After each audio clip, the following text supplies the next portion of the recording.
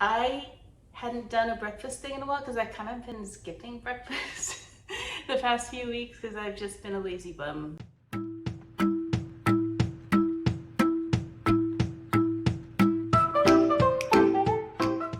So what I'm making today are bagel quiches, or quiche in a bagel.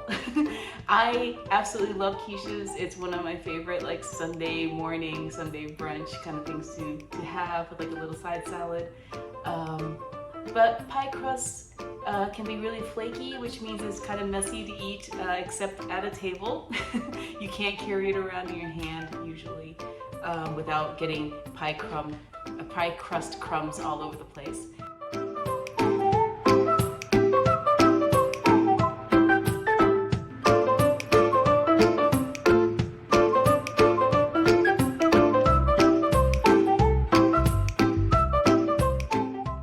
And I was looking online and I realized this was like a trending, a trending thing like 2 or 3 years ago, but I never got around to try it then, so I'm gonna try it now, and I actually have a little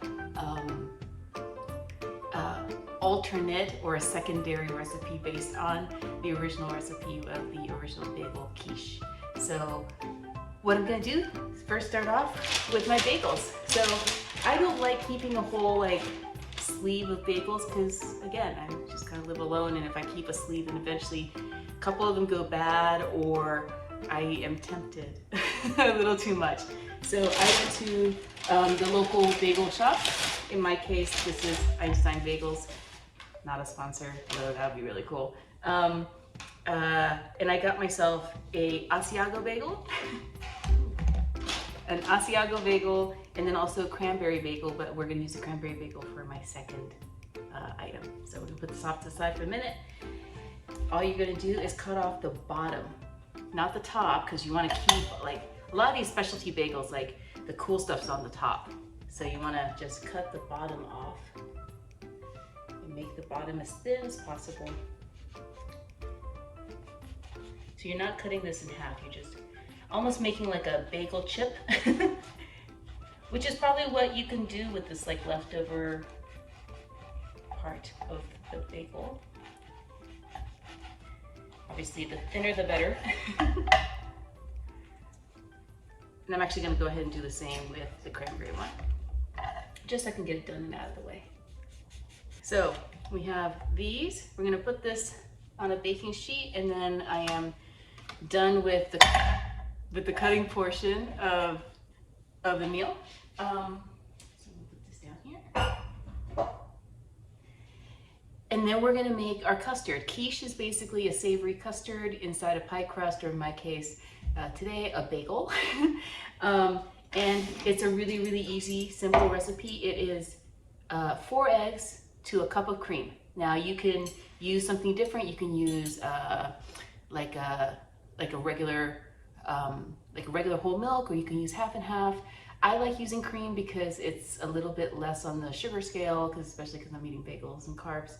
But it's also richer, and if you're gonna indulge, especially like for like a romantic breakfast in bed or like a picnic or something, I kind of figure, go with the lusciousness. So it is 4 eggs. And that's kind of like the math. So it could be 2 eggs and half a cup of cream or milk. I'm making 2 of these, so I'm actually going to crack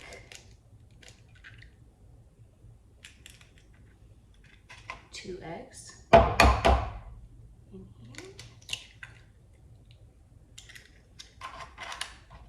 And then another 2.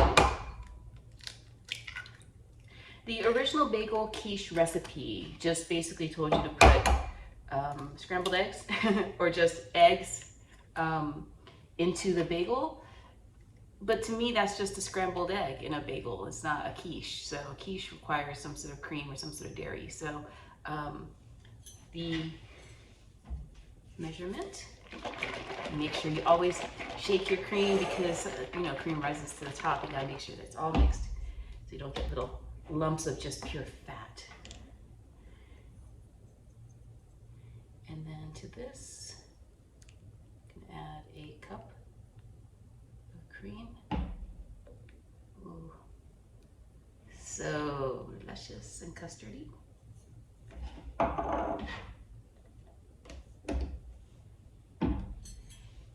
And then it's just whisking this together. Usually I do this in a bigger bowl. There we go. All that amazing orangey yolk.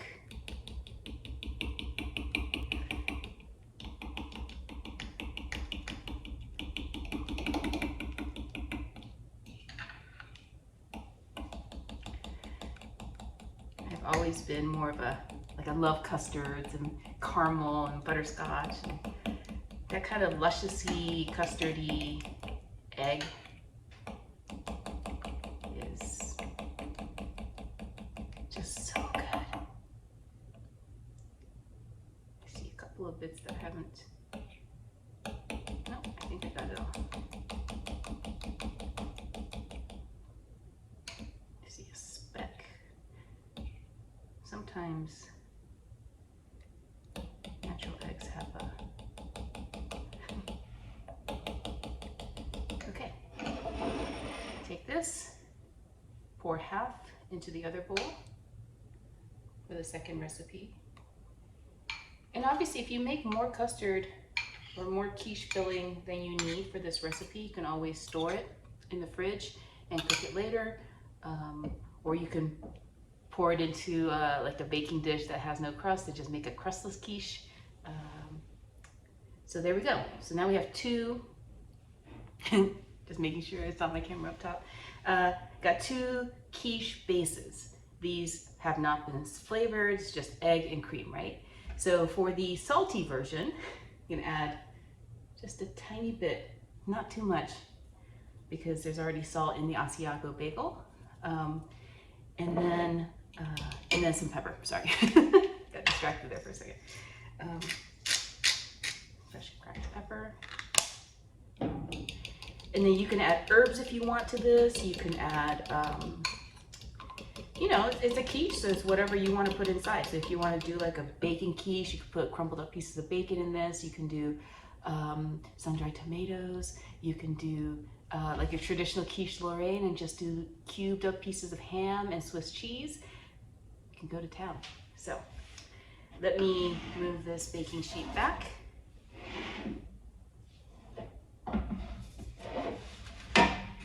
And now with the asiago bagel, we're gonna dig a well, kind of like making a bread bowl, but with your bagel.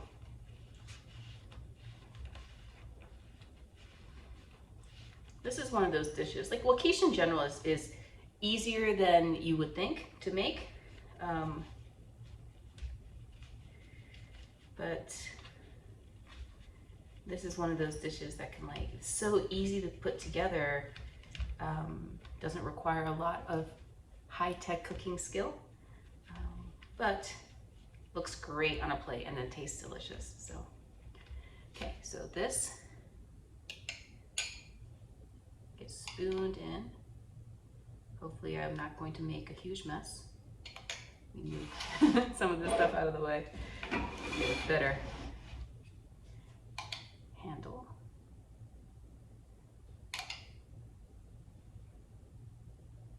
Oops.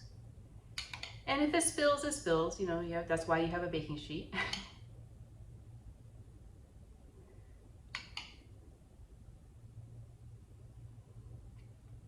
And then you just want to make sure that you're not overfilling.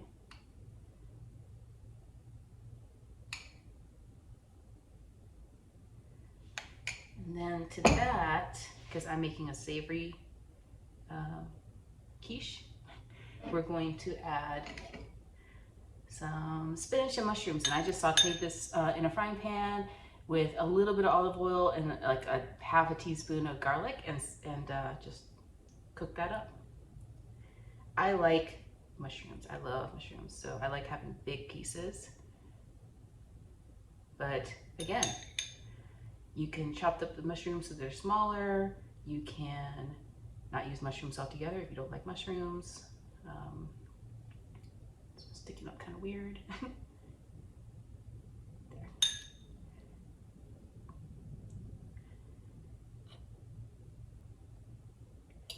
And if you don't like fillings at all, you can just, you know, just have a plain, I'm gonna replace this actually with a smaller one.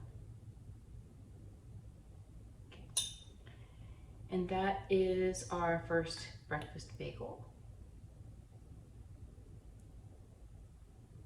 Basically a cheese bagel with mushrooms and spinach in a quiche base. And that's our first savory bagel. And then for a second bagel, we're gonna do the same thing, but with our cranberry bagel. Yum. Different bagel places, depending on what they're carrying at the time, you can probably find like a French toast bagel or a cinnamon bagel. Or just, you know, if you just want to use like the bagels that you get at the grocery store, you could probably find like a cranberry bagel or blueberry, or even cinnamon raisin, you know. I think that's a big difference between doing it this way and doing it in a pie crust is you get an individual breakfast dish, but you also can customize it in ways there's not just the filling, it's also like the crust, the bagel part. So we take this plain base again, but this time we're gonna add, I'm using sugar on top. I'll show you that in a minute. So for the filling, I kind of want to keep my sugar intake a little on the lower side. So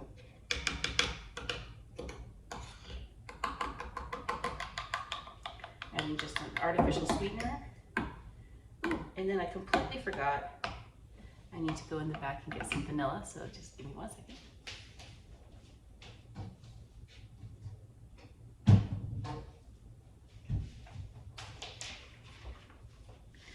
Sometimes you think, it's like when I pack for travel, I always forget one thing. Okay, so to that we add a splash of vanilla.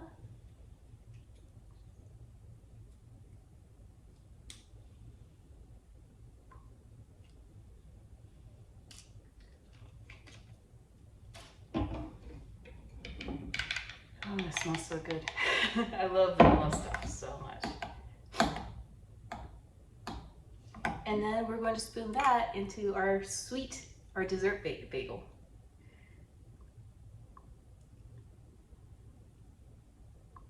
The nice thing is you can kind of make these ahead so that, you know, breakfast isn't quite a chore. And you can always just kind of reheat them in the microwave or in the oven the morning of. So you can make a batch of these too. And to this, I am going to add, these bagels are not flat, so they get a little lopsided. I'm going to be adding some raspberries.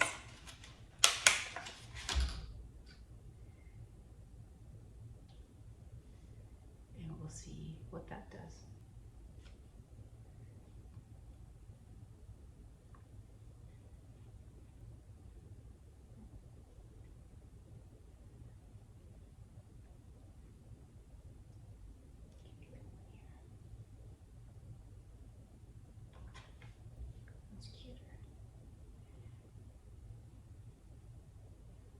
Okay.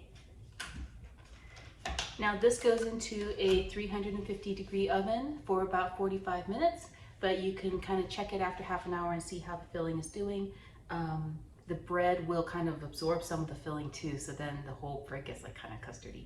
I'm leaving these really thin pieces on the side and then keeping an eye on them, pulling them out when they become kind of crispy like chips. So something I can kind of munch on as a snack. So yeah, let me go pop these in the oven and clear all this up, and we'll see what this looks like at the end. We have the 2 bagels stuffed with amazing fillings, and I pulled out these, just the bottoms that I cut off at the very beginning. I pulled these out like around the 10-minute mark because I don't want them to get, I want them to be crispy, but I don't want them to be burnt. So I've got these. And then let's see, the savory one, which is the mushroom and spinach and salt and pepper. That goes in here. And then I like to just chop up some chives. And like the easiest way to do this is like with a pair of kitchen scissors. I actually keep a pair of scissors just for food in my fridge, and then in my kitchen, and then I keep another pair of scissors for like opening up other things. So half of that is all over the tray, but I think that's okay. A couple of longer pieces there.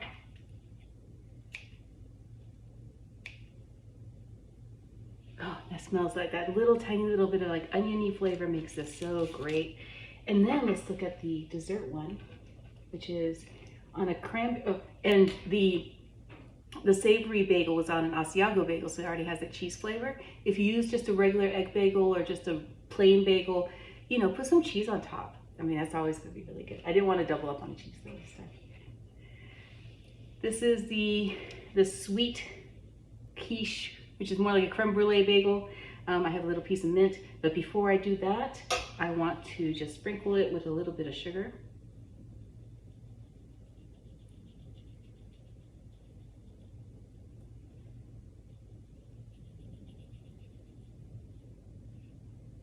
And then we're going to use a torch. We're going to use a torch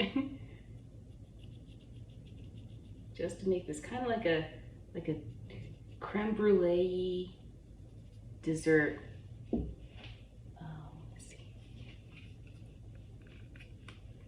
I'm actually gonna move this back. Ooh, hot. I'm gonna move this back to the baking sheet so I don't burn my tray, my presentation tray.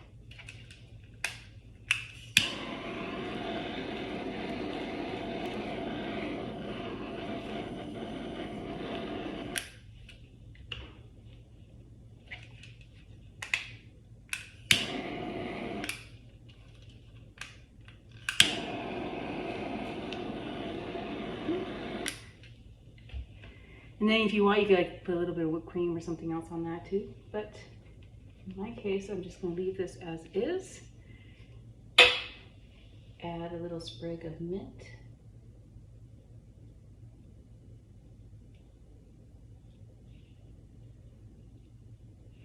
And then I'm just gonna add just a little bit of extra sugar on top, just so it's a little bit prettier visually. And that's what we've got for today. We've got my baking sheet, which in hindsight, I should have put like parchment paper or aluminum foil, but I'm just gonna soak this and wash it that way. I've got my two little toppers. I'm gonna add like a little bit of a crunch element. Or you can leave those out and just kind of munch on them on your own. And that's what we've got for today's little quickie to make, but looks great on a tray. Really great presentation for, you know, like a romantic brunch or a picnic. You can actually put these right on top here, and then you can like wrap them in foil so that it doesn't get super messy, you know? This would be such a great like picnic. This with like a couple little salads, maybe some fruit, and an awesome bottle of, in my case today, we're having an orangeade.